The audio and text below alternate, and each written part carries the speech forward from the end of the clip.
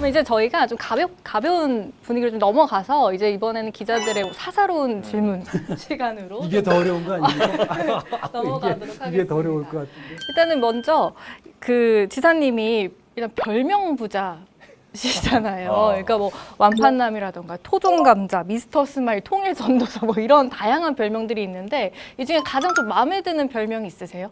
그거 다 좀 다 아까운 별명들인데 하나 고르기 그렇고 하나를 짬뽕으로 해서 네. 통일 감자 이렇게 불러주시면 안 될까요? 평화 감자 이렇게 해주시거나. 조만간 그런 과자가 나오지 않을까 싶은 생각이에요. 통일 감자. 네. 그 외에도 어릴 때는 그 굴뚝새라는 별명도 가지고 있었습니다. 그때는 얼굴이 좀 지금도 좀 까맣지만 굴뚝에 들어갔다 나왔냐 이렇게 이제 굴뚝새라고 중학교 때는 그렇고 또 그때는 또 이름 가지고 별명을 많이 불렀는데요. 최면술이라는 별명. 최면술. 박영석 기자는 뭐 별명이 무엇입니까? 저는 사실 뭐 이렇다 할 별명은 없었어요. 어렸을 때 뭐 이렇다 할 별명은 없었고. 네, 넘어가겠습니다. 네. 아, 그렇습니까?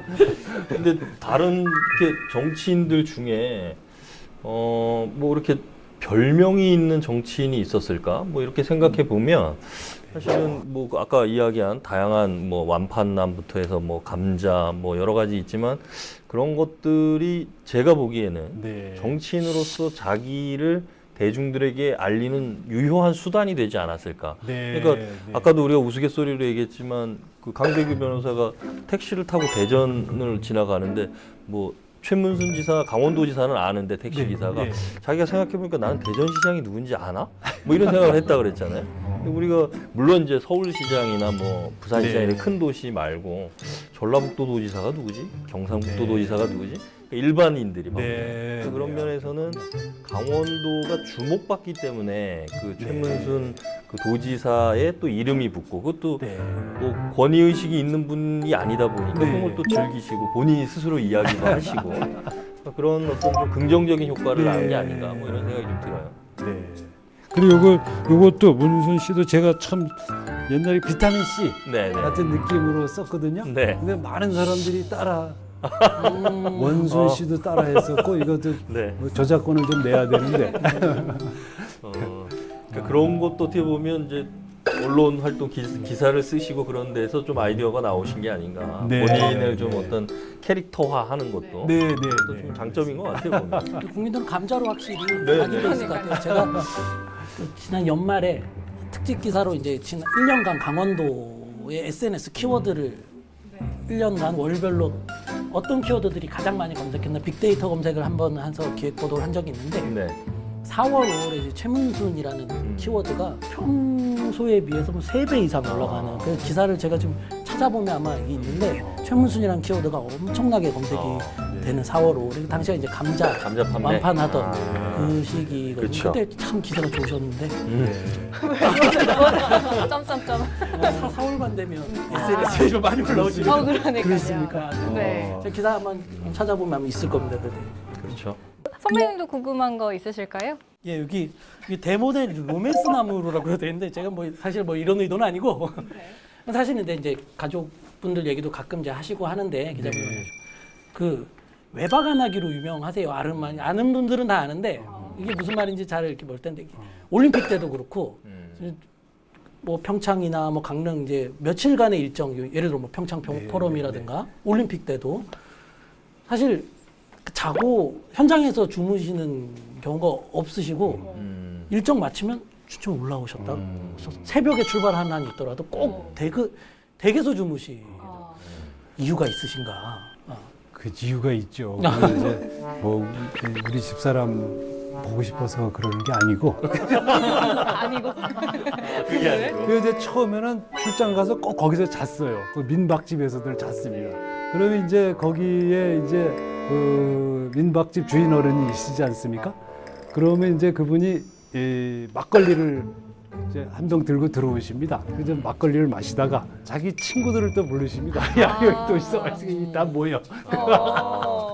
그럼 이제 또 그 친구들이 오시고 또 친구분이 또 친구를 또 부르십니다. 거절하지 이게 않으려고 이제 저도 네. 또 한 잔 마시고 그러다 보면 또 신나서 같이 마시고. 그러니까 뭐 어떤 때는 밤새 마시는 때가 있죠. 아, 그게 이제 그러다 보니까 그 다음날 일이 좀 잘 안 되고 그래서 이제 또 그분들한테도 피해를 끼치고 또 그런 점이 있어서 가능하면 이제 올라왔다 가거나 뭐 이렇게 하려고 그러는 거예요. 근데 그게 재미는 있거든요. 근데 이제 체력이 잘 안 받쳐주고 또 그분들한테 폐해가 되는 경우가 많습니다. 네, 네. 수행하시는 분들은 네. 힘드니까. 네, 네. 그렇죠. 근데 실제 이렇게 시민들이나 뭐 이런 분들 이렇게 만나보면 네, 네. 지사님하고 같이 이렇게 소주를 한 잔 먹거나 식사를 같이 했던 거를 되게 에피소드로 생각하시는 분들이 네. 많더라고요. 많으실 겁니다. 내가 네. 언제 최무선 지사하고 소주를 네, 네, 먹어봤는데 뭐 어떻다더라. 네, 네, 그러니까 네. 그분들은 그게 좀 하나의 개인만의 뭐 추억 뭐 이런 것도 네, 있는 것 같아요. 네, 그래서 네. 그런 뭐 좀 격이 없게 그런 일반 도민들하고 네. 그런 자리가 많다는 것도 좀 장점인 것 같기도 그래서 합니다. 소통하기는 네. 최고 좋은데 이제 네. 코로나 바이러스라든지 뭐 이런 것들이 생기면서 그게 이제 하기가 좀 힘들어진 거죠.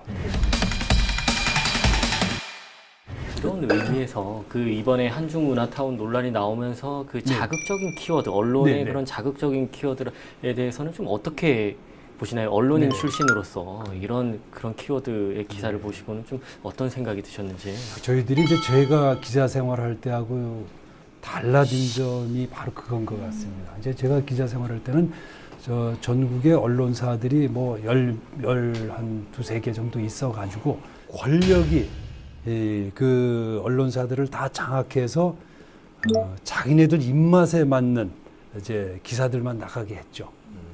그래서 저희들의 과제는 권력으로부터 독립이 과제였습니다.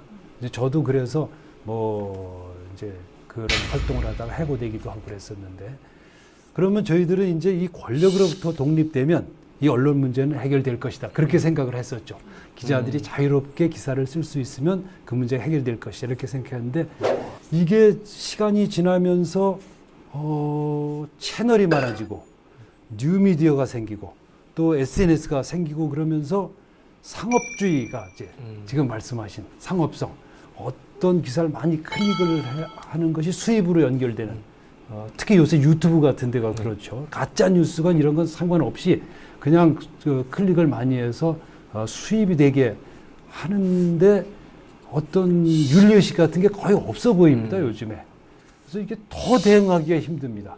그전에는 권력과의 관계를 잘 설정했으면 좋겠는데 요즘엔 뭐 어디서 뭐가 터질지 몰라서, 그래서 이 문제들이 굉장히 중요해서 좀 요즘에 뭐 그게 아마 우리 국민들이 바라는 언론 개혁의 과제이지 않을까 싶기도 하고, 저희 그런 것들은 이제 그 젊은 언론인들께서 좋은 해법을 찾아주시기 바랍니다. 이제 언론 자유나 언론 개혁의 주체는 언론인들입니다. 이제 그리고 또 국민들이고 정치 권력이 해서는 좀 여러 가지 문제가 생기기 때문이죠. 혹시 댓글을 그 기사의 댓글 같은 걸 달아보신 적이 있으실까요? 저는 댓글은 잘 안 달아봤어요. 댓글. 댓글은 엄청 받아보긴 많이 받아봤죠. 많이 수백 개 문자 폭탄도 받아보신 적이 받아봤죠. 가장 최근에는 이제 러시아 춘천에서 생산하는 러시아 네, 스푸트닉 V 네. 그 백신을 북한에 보내자 이랬는데 그 담당 그 대변인실에서 직원이 뛰어들으니 댓글이 700개 달렸습니다.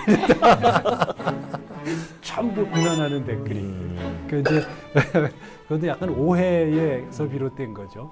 그다음에 한중 타운에도 엄청나게 뭐 개수를 셀 수 없을 만큼 많이 있더라고요. 자, 한중문화타운 같은 경우에는 저 강원도가 비판을 받을 소진이 있었다고 저는 봐요. 저는. 네, 네. 근데 비판의 방향이 잘못돼 있었다고 네. 봅니다. 뭐 이런 가짜 뉴스에 입각한 이런 비판이 아니라 네. 이 사업을 포함해서 네. 최근 수년간 네. 강원도가 해외 투자 유치를 굉장히 많이 네. 발표를 해왔고 실제로 또 MOU도 많이 해왔고 네, 그리고 네. 이것도 그 중에 일환이었는데 사실 이제 성과를 낸 게 많이 없다 보니까 네. 그 부분에 있어서는 비판을 받을 소지가 있지만 네. 이런 방식으로서의 비판은 매우 소모적이고 잘못돼 있다고 분명히 생각을 하고요. 네, 그럼 도정 모추 성과 현안 얘기는 여기까지 아, 좀 그랬습니다. 해보고요. 네. 언급하기가 좀 그렇긴 한데 네, 네. 최근에 강원도가 곤혹스러운 몇 가지 이제 네네. 것들이 있었잖아요. 네네. 뭐 반중정서 네네. 여러 가지 있었는데 그 부분은 어떻게 극복을 했다고 보세요? 극복이 됐나요 지금? 저희는 좀 사실 좀 걱정이죠. 근데 이런 것들이 이제 이게 어떤 혐오의 정서가 좀 일반화 되는 흐름에 있지 않나 하는 그런 느낌이 있죠. 반중 정서뿐만 아니라 네. 반일 정서도 꽤 그렇죠. 크죠. 네. 이제 그런 것들이 사실은 우리는 그 주변국들하고 아주 좋은 평화로운 관계를 유지해야 되는데 그런 것들이 너무 강하게 부각되다 보니까 그게 저쪽 나라에도 다 보도가 되고 전달이 되거든요. 네. 이제 좀 그렇게 되지 않았으면 하는 생각을 갖고 있고 물론 이제 국민들의 정서도 우리도 좀 배려해서 앞으로는 좀 더 섬세한 사업과 행정을 해야 되겠다는 생각은 좀 갖고 있습니다만은 그렇게 하더라도 또 이렇게 본의 아니게 딸려 들어가는 경우가 있더라고요. 그러니까 여기 우리 젊은 기자님들께서 이렇게 아주 정확하고 사실에 입각한 기사들을 많이 써주시는 게 이게 저희들한테는 사실은 뭐 제일 도움이 많이 되는 것 같습니다.